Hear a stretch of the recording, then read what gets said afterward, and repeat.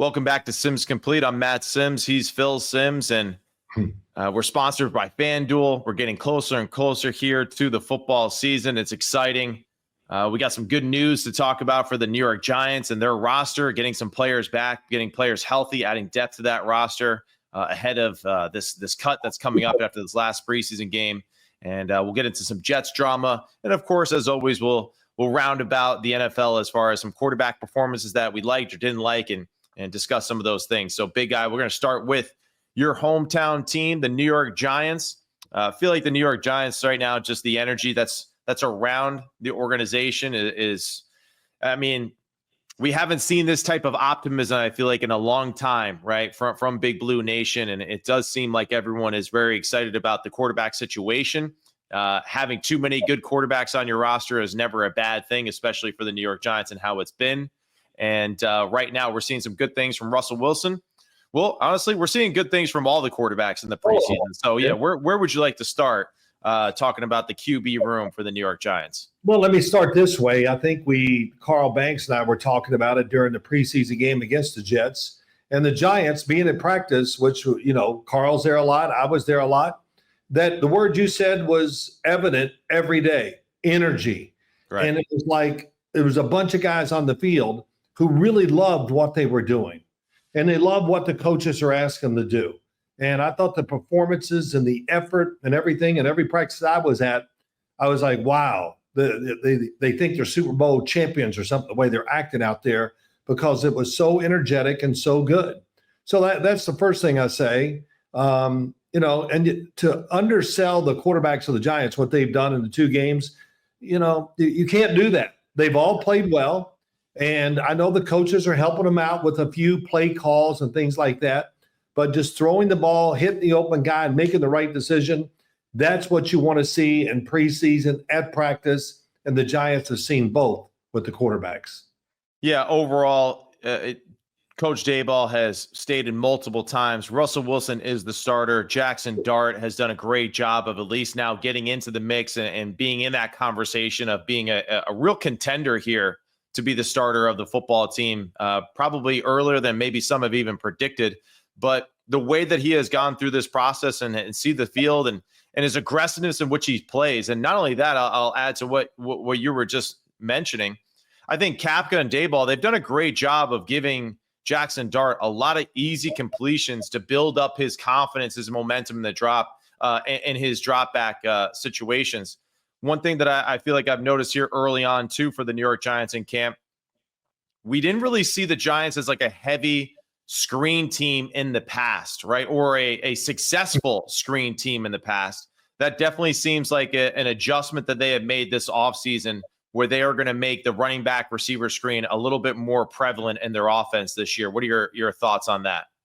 Oh, I agree. I think this is going to be a wide open offense. There's many reasons. One, Brian Daboll, Mike Kafka is, a good play caller. They're going to coordinate between the two of them what to do. But what's going to help it is what? The offensive line. Yeah. And, Andrew Thomas is back. He's practicing this week, but I'm not looking at him to be a week one starter. I'm just going with the veterans, which they acquired last year.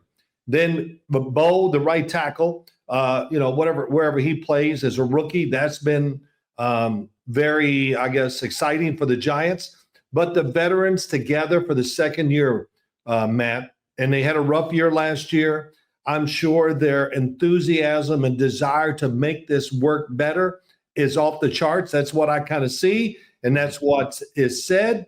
And the offensive line, quarterback, coach, all this stuff.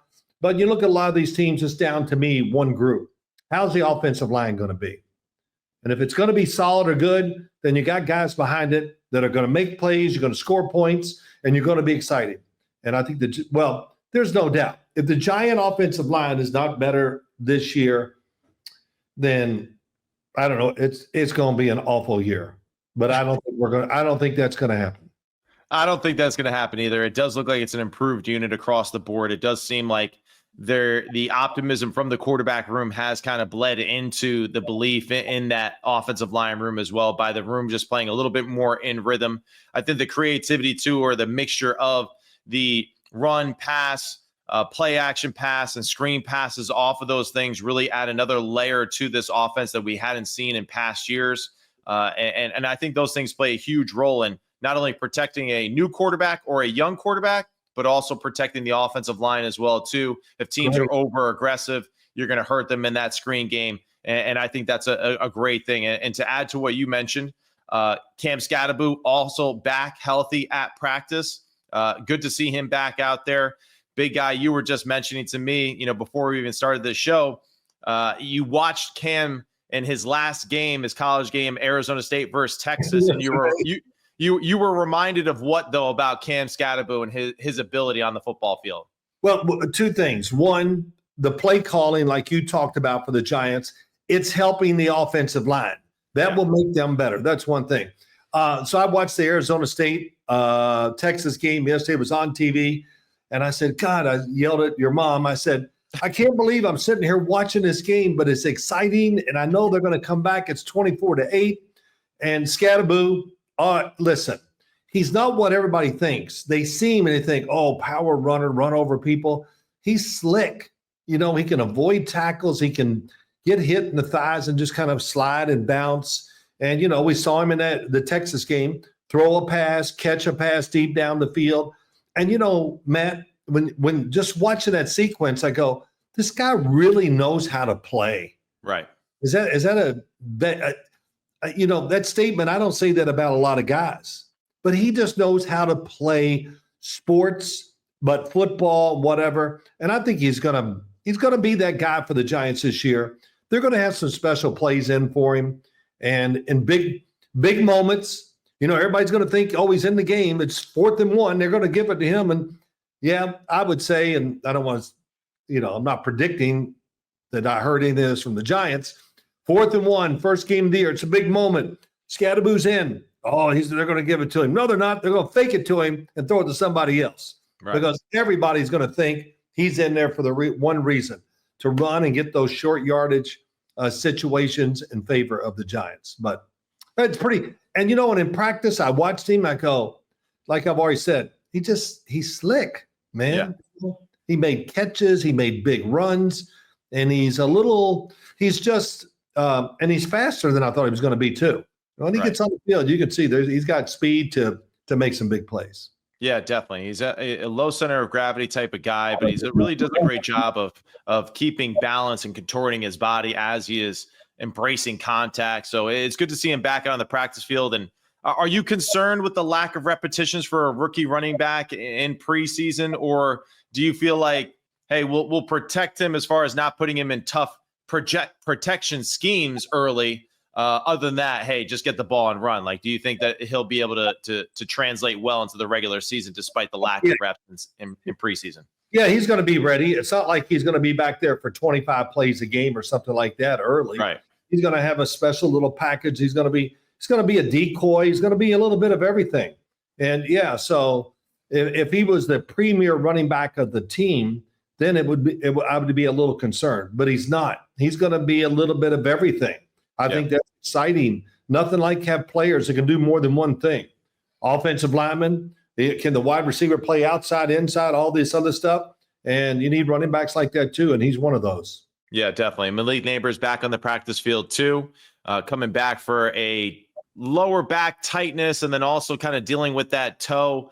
But saw him at practice the other day, looked really good, looked clean out of his cuts, looked comfortable. It didn't look like he was hobbling or anything like that. And definitely could feel the enthusiasm too from Coach Dayball, right? Just his excitement. I actually saw him later the night at a town hall meeting, oddly enough, because his son's baseball team was being recognized for a fantastic year. And I said, hey, pretty good, Coach. Pretty good day at practice today, Coach. And he goes, oh, yeah. So I get excited just by that subtle reaction by him, right? Yeah. That he's excited for the year. He knows that there's a lot of things that, of course, come up throughout the year, but just, to have that level of optimism in the quarterback room, especially that goes through the rest of the football team is really impressive. And hey, that's why they got veterans like Russell Wilson, Jameis Winston in that building. Those are guys that come to work no matter what every single day, despite what maybe you think of them on or off the field and kind of the characters that they are pros and they are doing a good job of reflecting that professionalism to the rest of the Giants locker room, which really needed that bolt of energy. Yeah. And, listen, I want to talk about this. These things go unnoticed. I try to talk about it in the game and stress how important I think it is. One, Paulson Adebo from New Orleans, free agent. They signed him. He's another one. He just plays the game the right way. He's going to be, you look at him, he can play off the receiver and still read the route and watch into the backfield and do all that, which, you got to have about 3 eyes to be a really good corner sometimes. But he has it. He can, and I saw it in the game. I've seen it in practice. I saw it when he was playing in New Orleans. Hey, if you want him to bump and run, he can do it. Hey, big, play off, 3rd and 5. Oh, let's throw the quick pass to the receiver here. No, he knew, I understand you're probably going to throw it short. And he really contested a lot of those throws for the Saints. And I just go, wow, this is going to be perfect. The Giants need this corner really bad. And I think he is the guy. And Javon Holland, the safety, he's going to be big too. No doubt. I mean, if he plays an average year, it's going to be a good year. You know what I mean? He's that guy. Yeah. Holmes and he's another one. He can do it all. He's a blitzer. He can play center field. And great safeties, and this, quarterbacks, we know these deep center fielders in football. If they really are smart and they got it, they're a real big pain to the quarterback because they're reading you and they're not being fooled. Stuff like you agree with that? I mean, for sure. I played against some really great safeties in the NFL, and you throw the ball way over here, you think he's over there, and then he intercepts the ball, and you go, what the hell was that? And, so I think he's one of those guys. So I'm excited about him too. I am too. And you brought up a great point the other day when we were talking about the Giants and their draft class, and especially the defensive line and that focus. You mentioned that the rest of the D-line is pissed because Abdul Carter is just getting all the love. But you said that it's a good piss because everyone wants to show just how good they are and really remind everybody that it's not a one-man show, right? So what is it that you like about that aspect for a football team? Oh, well, listen, everybody wants to play well and get a little thank you or write something about me. And, I said it about Kayvon Thibodeau. I really focused on him a lot. And, man, one-on-ones, team, whatever it was, Brian Burns and, yes, Abdul Carter, they're all good. But I just thought I thought Kayvon played with just whatever you want to say, enthusiasm, great effort, everything about it. And I've seen it that way every practice I went to, and he kind of showed that in the game too. So he's kind of going let's don't forget about me. Right. Yeah. And I tell you what, I think he's going to – it's great to see the guys like that. He's, I think, kind of caught it and understands the NFL and sees guys around him where it's going to lift your level of play. And like I said, Abdul Carter – Brian Burns, we got the big guy in the middle, Dexter Lawrence. He's got some help in there too. And Abdul Carter, they got to be good. So the Giants, we're sitting here talking now. We're talking about offensive line, defensive pass rush. We got some guys that can help the coverage. That's saying a lot, right, Matt? That's saying a whole damn lot, and it's good because we haven't had that opportunity to really, I think, speak on all 3 levels of this roster for quite some time. So it really is exciting to know that there's some top-tier football players at every single level for the New York Giants. I want to transition quickly, if you don't mind, to the New York Jets now. A lot of talk in the media world right now as far as Aaron Glenn comments leading into the preseason game, comments leading post-preseason game against the New York Giants, the offense looking sloppy, the passing attack needs to be better. Just your thoughts on what you've seen so far, or maybe what the lack of the things that we've seen so far from the New York Jets passing attack. Yeah. When the backups come in, they throw the ball, and they're throwing it well. And I'm being serious. I know. Here we got Justin Fields, and I'm excited about it for him. But when you give him limited opportunities in his game, he needs experience, and a lot of it. So I don't know. Sometimes I look at it, and it's been done a few times this year with some of these backups. Look at Trey Lance out in with the Chargers. Hell, hey, Justin Herbert, yeah, we're going to give you 3 plays. Trey, you got the rest. So it's going to be a long night. Be ready. Because they're just trying to change who he is and give him that experience. Why couldn't the Jets do that? Now I understand they're not quite the same. They don't have the building blocks that the Chargers did last year. But you got a good offensive line. They ran the ball well in preseason so far. But, man, I just need – let's help Justin Fields a little more. Now, I know I love a lot of things about Aaron Glenn. He made a comment, which, I love these kind of things. He goes, listen, there's no gray area in what I'm doing. It's all black and white. And that's right. And there's no in between. And that's what it is. It shouldn't be. And, yeah, they're tough. They ran the ball well. They got guys on the defensive front that can ruin every game. But, yeah, I do worry. And I know it's preseason and everything you're going to say, but I need to see more from Justin Fields. I don't know they're going to play him in this last game. If I was them, I would. And, my God, change the pocket, do something, give him a chance. As I always say, he's a really good thrower when it's plus over 20 yards. But when it's under 10, he's at best average. Yeah. Because when he can throw it down the field, Matt, and and I'm not telling you anything, you know this. When he can throw it down the field, he really rears back and lets it go. Yeah. That's his best throws. So tell me what you think. Yeah, I'm a little concerned, honestly. I really am. The lack of repetitions of practice, even some of the things that I've seen on social media, right, on X and all that, people posting videos from practice and some of the misses and some of the inconsistencies that we've seen. And it's unfortunate, too, that I have to be a part of that crowd now of evaluators that's doing that at practice, right? Because that really is that safe zone where you're trying to figure out what you're trying to do offensively, what we're good at, what we're not at, what we got to improve on. That being said, though, I really do. Yeah, my level of concern is pretty high at this moment. I definitely went into this season being on the side of I want Justin Fields to succeed. I want to root for the guy. I want it to go well for the New York Jets, right? We always talk about this, I think, every single year, right? We want the Jets to do well and be relevant. That being said, so far in the preseason, I can't lie, I'm a little scared. I'm a little nervous for them. And what's being said behind the scenes on top of what I see with my own eyes in this preseason, yeah, I just the throwing ability just continues to come back every single year when we discuss Justin Fields. And there's at times where just the rhythm of the throw looks unnatural. It looks hesitant. It looks clunky. There are times like you're mentioning, hey, there's a deep post, wind it up, boom, there it is. It's a beautiful deep ball, all that. We get that. But like you're saying, the bulk of the success for quarterbacks in the NFL is that short to intermediate stuff where you are deadly accurate and you are throwing it into tight coverage versus man or zone coverage in critical situations.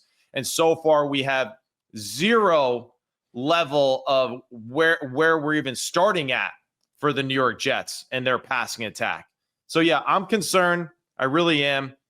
Justin Fields' motion still looks to be about the same as it's been his entire NFL career. And I think overall that is very concerning for me. So for the Jets, I of course, staying optimistic. Don't want to look into its preseason, all that too much.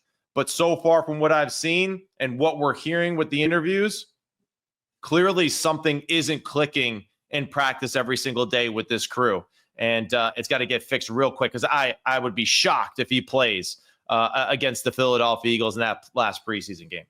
I will say this. Tanner Engstrand, that's how you say his name, came from Detroit, right? Yeah. Yes, sir. Look, Ben Johnson wasn't the only one designing these plays. But you know what? It's not going to be the same because you don't have the same quarterback. That's right.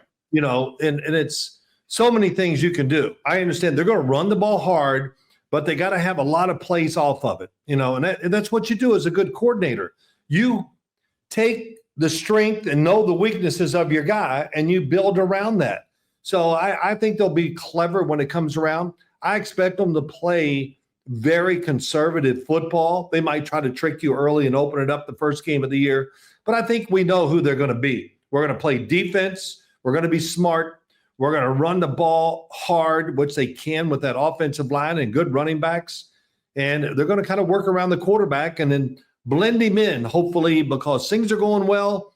Now we got the defense thinking. Now we can expose him a little more and see his talent and do what we're talking about, throwing it down the field or running, whatever it is. Yeah. So. Yeah. Well, yeah, it's going to be interesting, but you're right. I mean, just judging off of that preseason game, you see Adrian Martinez and Brady Cook, and it looks like they are just better passers at the NFL level already in their young careers than Justin Fields, right? Yeah, and they are. They're I saw them in practice in the scrimmages. Right. We come in, all of a sudden you saw it. The fans saw it. 18-yard in cut from the right. Oh, let's throw another one to the left. Yeah. And, so, hey, listen, not to get into those guys. I was happy for them. I had a chance to talk to them a little bit on the sidelines during the scrimmage, and, they're perfect. They're just happy, baby. Yeah, I'm here. I'm throwing. Yeah, yeah. As Brady Cook said to me, I said something about the football. He goes, "Oh, I love the NFL football," which you and I talk about all the time. Everybody loves it. We love hearing that first initial reaction from young quarterbacks, right? Going from a college football, typically too, if you're throwing a Nike football or Adidas football, when you go to throwing the Duke for the first time in your life, you're like, holy crap, what have I been missing out on my whole life? Yeah, right. They actually basically said that to me. Yeah. Even when I throw a ball that's not perfect, you can't tell on the film. It looks yeah. We're such cornballs that way. I mean, all QBs are the same that way. And but yeah, you're right. And Tyrod Taylor got his knee scoped the other day. He'll be, it looks like, out for at least another week or two, TBD as far as the timetable goes. But yeah, this is another guy who is a proven vet, a fantastic football thrower, and really has tremendous experience. So yeah, we'll see how the Jets manage it. But right now, yeah, not looking all that sharp as far as the passing game or feeling all that confident going into September for week 1. Big Phil, you wanted to get into some quarterback talk. Let's go ahead. Who are some QBs that you've seen in preseason that you want to talk about? Good, bad, ugly? Let's hear it all, big guy. What's your evaluation? Well, I think the first one really caught me and surprised me. And I talked to you about it. Jalen Milroe. Yeah. I'm in Seattle. They're probably going to run him a few plays in this. Crap, here we go. Man, he ran the plays. He dropped back. He did the right reads. He got rid of the football. He was throwing beautiful, powerful spirals. He did move out of the pocket a few times, but only picked up 5 yards here and there, whatever. But he made some throws down the field, like deep out cuts, slot guy running to the corner. Just ripped them in there, Matt. Just one after another, and I kept going, damn. I never saw that kind of rhythm and playing in that style at Alabama. I didn't see it. Right. And I watched a lot of damn Alabama tape on him and see him during the year. He looked like a different quarterback. Now, I know it's preseason and all that, but we know he's going to play this final preseason game some. Can't wait to watch it just to see if it's not a 1 or 2 week. But I think what got me, just the throwing of the ball. Compact motion, spins it really hard, and extremely powerful when he gets a chance to set up and throw it. Did you watch him a little bit? Yeah, I did. And I think the throwing ability was never a concern with me. I always told you this, and even going back 2 years ago when I was covering college football, he has all of the skill sets that you would have in a first-round talented quarterback. I thought the one thing that was lacking with a little bit of his play and really his first year or two with Kellen DeBoer was just his ability to see it, trust it, throw it. And there wasn't enough of those plays when you were watching his tape where you could see like, hey, he knows exactly where he's going with the football. He's throwing with confidence. He's cutting loose. Now, fast forward here to early on here in Seattle's camp. It does look like he is looking where he's supposed to look. He's throwing it in time and in rhythm. And then now with that physical talent that he has throwing the football, it's really impressive. What's a little surprising to me is that he does not look as explosive as a runner and creating separation on the ground as he did in college football. And I think that's something that even maybe he has noticed a little bit too, but he doesn't look like he has the same amount of burst or quickness that he displayed consistently at Alabama. So that's one thing that's like kind of interesting. We thought that his athleticism was going to be the one that translated extremely well, but it's actually his throwing ability and so far his processing of the Seattle offense and making quick decisions So, it's a little unfortunate too, I think, because at Alabama last year, they really didn't know what they were doing offensively. Ryan Grubb is back now with Kalen DeBoer, the original offensive coordinator who was actually in Seattle and now back in Alabama as the OC. I think Jalen Milroe would have been a little bit more successful in the passing attack with him as the offensive coordinator. All that being said, though, I think Jalen Milroe so far transitioning pretty well to the NFL level. One guy in the NFL that doesn't mind being a backup quarterback, that's Jarrett Stidham out there in Denver. Let me in, coach. I'll just play a half, and it's unbelievable. Yeah. Hell, I think he'd better be the backup there than a starter for most teams. And I'm being kind of serious, too. I know what you mean. I do. Yeah, I mean, because his stock, somebody sooner or later is going to go, we're a little beat up. Let's get him just in case we don't get the draft the guy, whatever. Threw the ball great. Of course, so did Bo Nix. And Denver goes, what do you mean preseason? It's a football game. Hell, we're going to show off. It's unbelievable, isn't it? I just laugh. It's like, I don't even think they game plan that much. They have so many plays in their offense that they just dial them up. And it's not 5-yard throws. It's let's just run. It's awesome to watch. If you watch some of their games, I know you have. I totally agree with you, and I think that's what's really exciting too. Just even for any quarterbacks out there, young QBs, quarterback fathers out there, if you just want to see somebody just dicing defenses up with a million different ways to attack, it's the Denver Broncos. And Jarrett Stidham, 16 to 23 for 240 and 2 touchdowns, and I got to tell you, it looked freaking good. Oh yeah, and then also Sam Mellinger, yeah, he went 14 to 16 for what did he go for $162. So these guys are breaking records in preseason as far as their efficiency and how they're going about their work, and it kind of just goes to show you the two different organizations. I mean, there's the Cardinals in their preseason, and it's like it's a little choppy. Clayton too did some good things, all that, but man, the Denver Broncos just firing all cylinders offensively, and almost feel bad for some of these preseason defenses because they got the whole toolbox thrown at them every single time that Sean Payton comes on the field. Matt, they did this last preseason. And I remember right here, sitting here talking to you going, he has a different offense for every quarterback's coming into the damn game. It was unbelievable. Right. And they just, So what are they going to do? Everybody's going to say, we got all this stuff. We get to practice against it. I'm sorry. He's probably going to set you up, and he's hoping you're practicing against those plays. So, it's going to be fun watching them. I did watch Quinn Ewers, his games and everything. Overall, it was okay.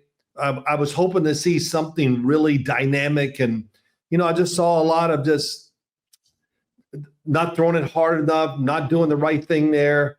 I don't know. It was like I said, missed too many easy throws. So Quinn Ewers, he needs a year with the team or whatever to build up, to really change. He needs to change who he is a little bit. Yeah. I would say this, and I want to see him step into it and let it go more. Yeah. When I saw it in college a couple games ago, where is that guy? I want to see him every week. But so that's just kind of a quick thought there. Daniel Jones, watched all of his stuff.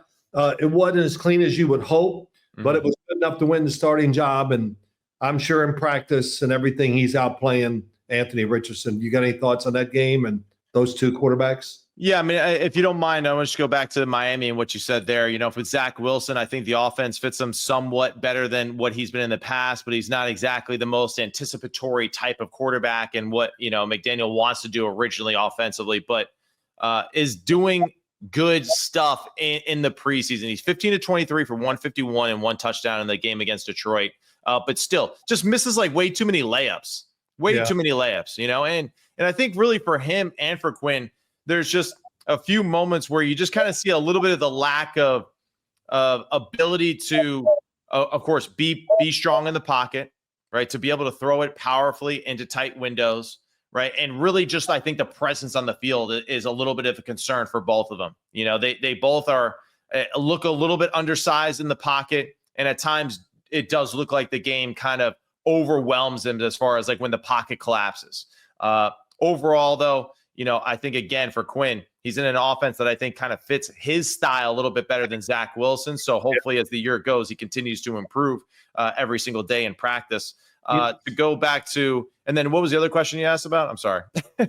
Okay, I think just talking about them, it's like being a pitcher. Every once in a while, you just got to rear back and throw the damn thing right down the middle. That's right. You can't be edging it and all this. And no, just let it go. Yeah. Play. And, you said it right for both of them. Neither one, gets the position of really letting it go, but they don't let their legs and feet go either. Right. It all matches up great is what they're doing, but we don't like how it matches up. They need to be physically in every area more aggressive. You're right. And, even on, people, 5-yard passes in the NFL, a lot of times you got to put some stink on it. Well, I just said it. You got to let it go.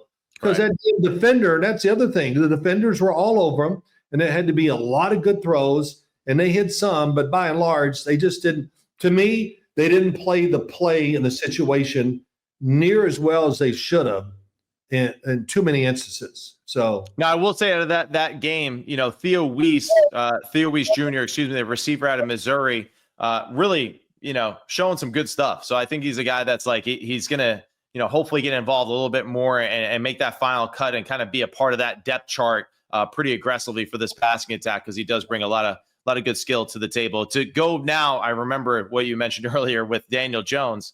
It hasn't been clean. It definitely hasn't been.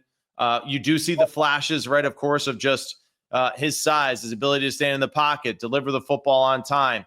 It does look like there is still like a few plays where he seems just like a click late as far as where he should throw, when he should throw it.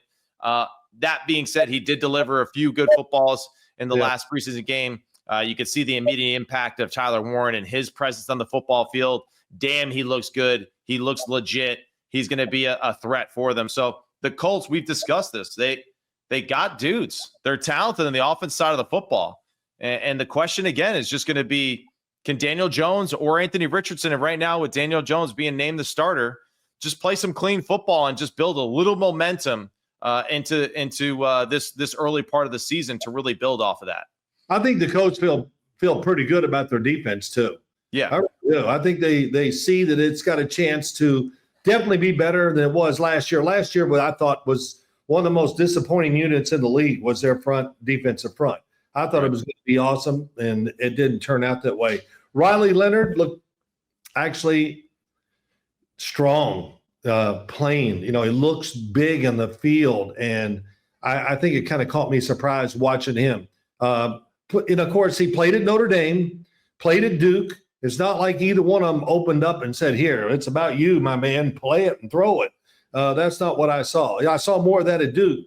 At Notre Dame, hell, if he threw the ball, they got mad. They wanted him to run it.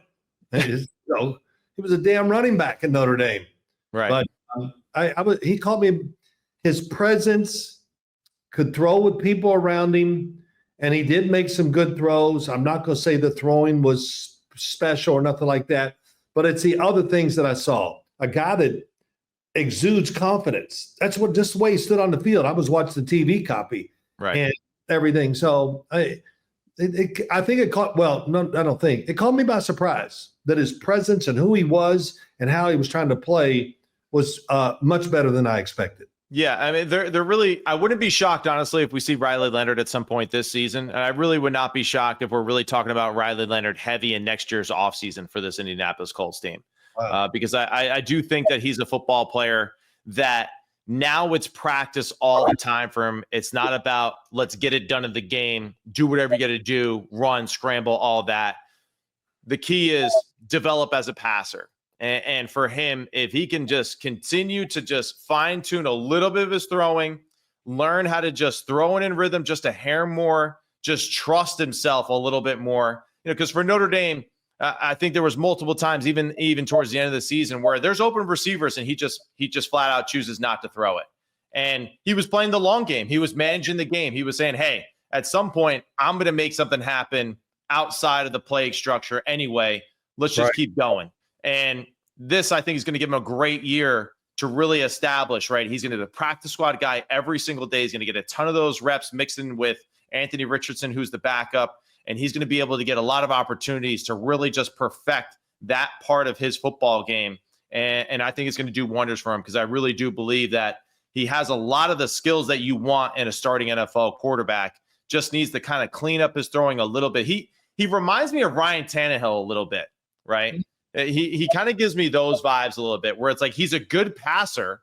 He doesn't quite get enough recognition for it because just haven't seen enough of it yet where he's just stood in there and done it. But I think Riley Leonard has a big ceiling, right, as far as his ability goes, because of how many repetitions he's got in college. Yeah, had a lot at Duke. They threw the ball pretty well at Duke, or tried to. He was a big runner at Duke.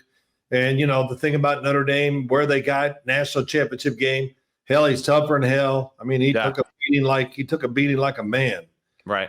What was it, that championship game? He ran the ball 13 times or whatever, the opening segment. It was him running.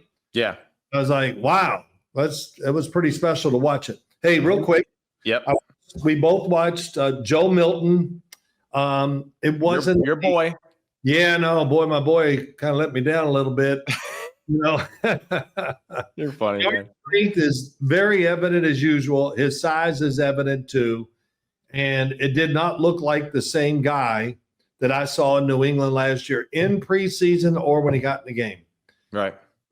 So maybe the offense isn't quite tailored enough to him and who he is. But, I mean, they were doing everything. They were booting, play action pass, long, short. He was scrambling.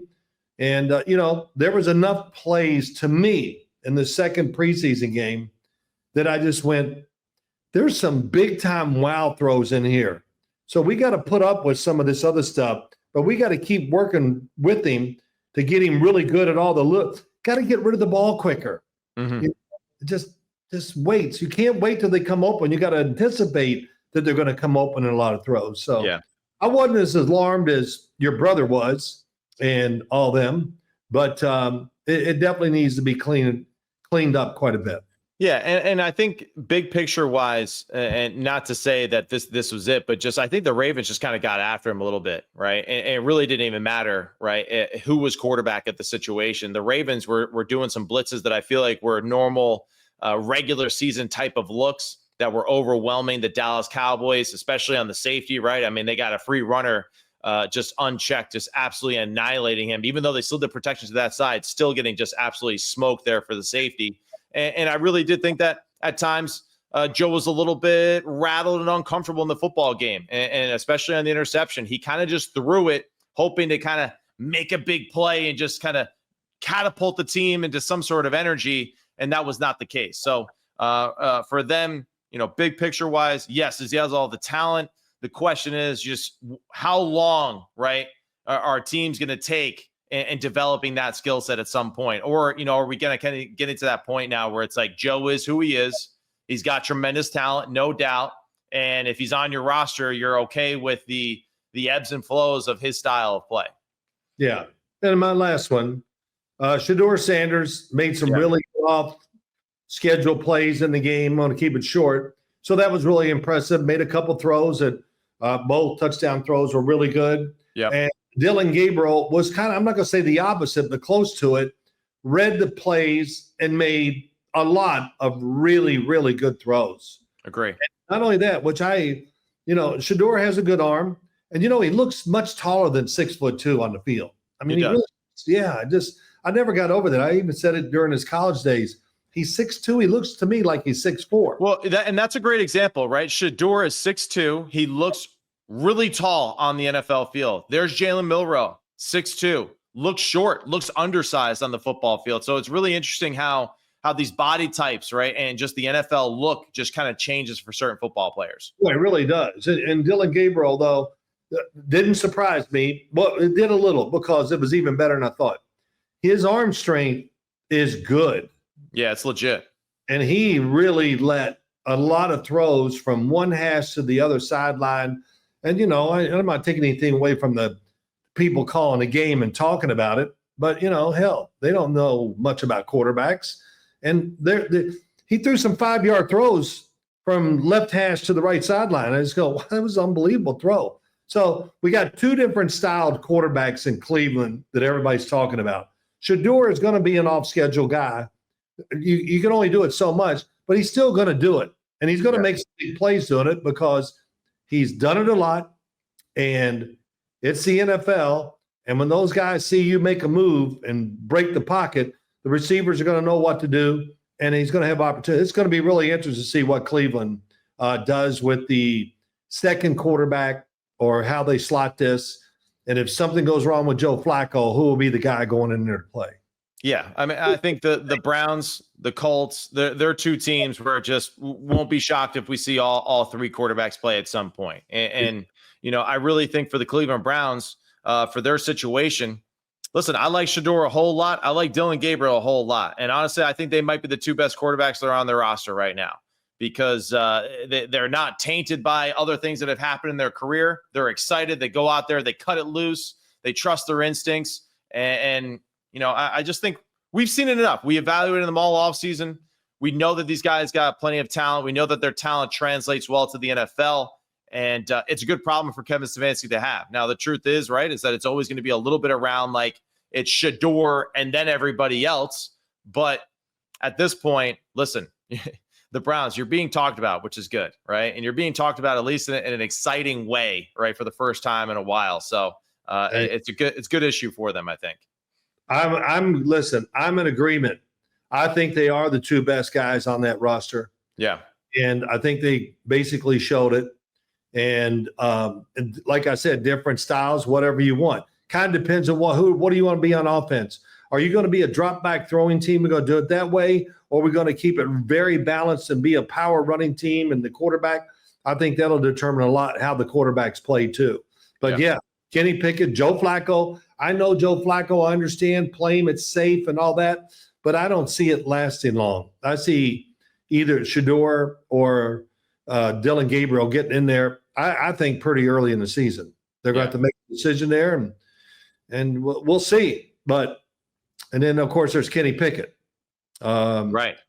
Man, what is it? You got to what the hell they got down there? Is the grass? We got pulled hamstrings. We got this. We got that. I mean, come on, my oblique. Hey, if I said this, if you hurt your oblique as a quarterback, I think that's a good thing as far as. Damn, you're letting it go if you hurt your oblique. So, but yeah, it's going to be fun to watch, and it's been interesting.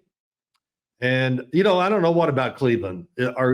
Is their coaching staff and the team? Is it going to be graded? Could this be the end, or is this the start? And you know what's going to happen? Those two quarterbacks are going to determine: is it the end, or are we starting over again? That's right. Yeah, that's right. Well, that's all we got for today. This is Sims Complete, brought to you by FanDuel. Just getting closer and closer to week 1. We're excited. So we got this last preseason week coming up, preseason week 3, and then the cuts happen after that, which is always an exciting and disappointing time for so many football players and families across the country. And also, too, just know that doesn't mean that the rodeo's over, right? The show continues to go on, and guys who think they make the team get cut days later. So that NFL not for long and revolving door just continues to go. But best of luck to all the football players that are participating in this last week of the preseason games, and best of them just getting their best stuff out there on film for these NFL teams to keep in their careers going. But that's all we got for today. He's Phil Sims. I'm Matt Sims. This is Sims Complete, brought to you by FanDuel on the Believe Network, and we'll see you next week.